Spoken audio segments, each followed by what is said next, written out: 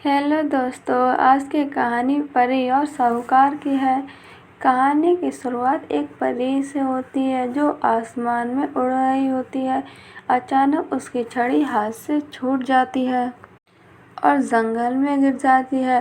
परी को जंगल में अपनी छड़ी बहुत ढूंढने पर भी नहीं मिलती और वह निराश होकर वापस अपने घर चली जाती है। उस जंगल में एक गरीब लकड़हारा रोज लकड़ी काटने आता था, जो अपनी कटी हुई लकड़ियों को बेचकर अपना गुजारा चलाता था। वह जंगल में लकड़ी काट रहा होता है, तभी उसे छड़ी दिखाई देती है। वह उसे अपने साथ ले आता है। वह अपनी लकड़ियां बेचने के लिए एक साहूकार के पास जाता है, जो बहुत कंजूस था और वह उसे लकड़ियों के बदले में बहुत कम पैसे देता था। और वह साहूकार लोगों को बहुत परेशान करता था। वह अपनी लकड़ियां उस साहूकार को बेच देता है। साहूकार उसे बहुत कम पैसा देता है। लकड़हारा वो छड़ी दिखाता है जो उसे जंगल में मिली थी। साहूकार छड़ी देखकर कहता है कि वह छड़ी तो उसी की है। एक बार वह जंगल में घूमने गया था तो खो गई थी। वह छड़ी लकड़हारे से ले लेता है और इसके बदले लकड़हारे को कुछ नहीं देता।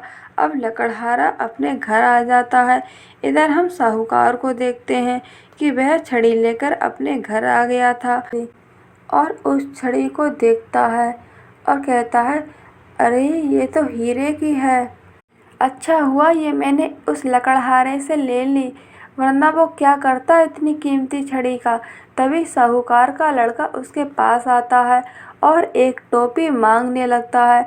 साहूकार के हाथ में छड़ी थी। वो जैसे ही कहता है कि एक टोपी आ जाएगी, तभी एक टोपी आ जाती है। यह देखकर साहूकार चौंक जाता है और अपने लड़के को टोपी देकर वहाँ से चले जाने को कहता है। अब साहूकार कहता है कि हीरे आ जाएं, तभी वहाँ पर हीरे आ जाते हैं। अब साहूकार समझ चुका था कि ये जादुई छड़ी है और वो इससे सभी लोगों को परेशान करने की सोचता है। गांव में गेहूं की फसल पकने का समय आ गया होता है। साहूकार उस जादुई छड़ी की मदद से बारिश करवा देता है, जिससे सभी की फसल खराब हो जाती है। अब साहूकार अपनी फसल को ऊंचे दाम पर बेचता है, जो उसने छड़ी की मदद से बनाई थी। लकड़हारे के घर पर भी खाने के लिए कुछ नहीं था। लकड़हारा बारिश होने की वजह से जंगल से लकड़ियां भी नहीं ला सका।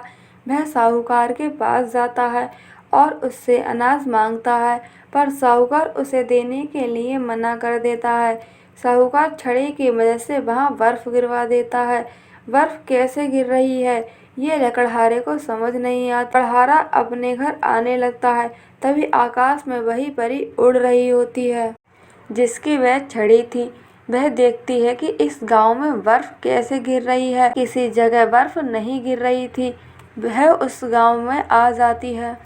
तभी उसे वहां लकड़हारा दिखता है, जो साहूकार के यहाँ से आ रहा था। परी उसके पास आती है और पूछने लगती है कि वह इतना उदास क्यों है। वह परी को सब बता देता है कि कैसे बारिश होने से फसल खराब हो गई और साहूकार ऊंचे दाम पर फसल बेच रहा है। अब वह लकड़हारे से पूछती है कि उसे जंगल में कोई छड़ी मिली थी। लकड़हारा कहता है कि वह छड़ी उसने साहूकार को दे दी। अब परी लकड़हारे के साथ साहूकार के पास आ जाती है और वह साहूकार के पास अपनी छड़ी देखती है। परी अपनी छड़ी को जादुई शक्तियों से वापस अपने पास बुला लेती है और साहूकार के सभी अनाज के गोदामों को खाली कर देती है, जो उसने छड़ी की मदद से बनाए थे। परी जादुई छड़ी की मदद से लोगों की फसल को वापस खेतों में पकने के लिए लगा देती है और लकड़हारे के घर को महल बना देती है। उसे खाने को अनाज देती है, क्योंकि उसने उसकी मदद की थी। अब परी वापस आसमान में उड़ जाती है। ऐसे ही और कहानियाँ सुनने के लिए चैनल को सब्सक्राइब कीजिए और वीडियो को लाइक कीजिए।